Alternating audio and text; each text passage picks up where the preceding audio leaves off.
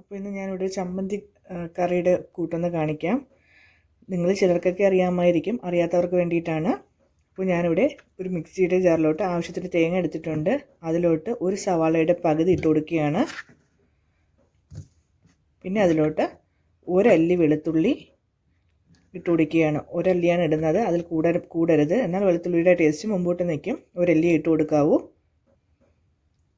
പിന്നെ 1 table spoon കണക്കിന് Kashmiri chilli പൗഡറാണ് ഇട്ട് കൊടുക്കുന്നത്. നിങ്ങൾക്ക് കാശ്മീരി ചില്ലി ഇല്ലയെന്നുണ്ടെങ്കിൽ നിങ്ങൾ സാധാ പൗഡർ ചില്ലി പൗഡർ ഇട്ട് കൊടുക്കുക. പിന്നെ നിങ്ങൾക്ക് കൂടുതൽ എരി വേണമെന്നുണ്ടെങ്കിൽ നിങ്ങൾ ഒരു പച്ചമുളക് ഇട്ട് കൊടുക്കുക. ഞാനിവിടെ പച്ചമുളക് യൂസ് ചെയ്യുന്നില്ല, കാശ്മീരി ചില്ലി മാത്രമാണ് ഉപയോഗിക്കുന്നത്. പിന്നെ ആവശ്യത്തിന് ഉപ്പ്,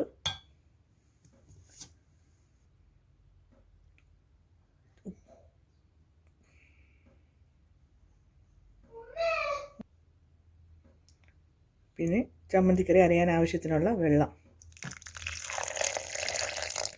ഇത്രയും ചേർത്ത് മിക്സിയിലൊന്ന് നന്നായിട്ട് അരച്ചെടുക്കുക.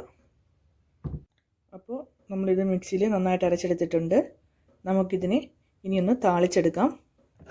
താളിക്കാനായിട്ട് ഞാൻ അല്പം ഒരു 2 കുഞ്ഞുള്ളി, അല്പം വറ്റൽമുളക്, അല്പം കറി ലീവ്സ് ഇത്രയും എടുത്തിട്ടുണ്ട്. നിങ്ങൾക്ക് വേണമെങ്കിൽ ഉഴുന്നൊക്കെ ആഡ് ചെയ്ത് ചെയ്യാം. ഞാനിവിടെ ഉഴുന്നൊന്നും ആഡ് ചെയ്യുന്നില്ല. അപ്പോൾ ഒരു പാത്രം അടുപ്പത്ത് വെച്ചിട്ട് അതിനകത്തോട്ട് ഞാൻ സൺഫ്ലവർ ഓയിലാണ് ഒഴിച്ച് കൊടുക്കുന്നത്. അല്പം സൺഫ്ലവർ ഓയിൽ ഒഴിച്ച് നമുക്കിതൊന്ന് താളിക്കാം.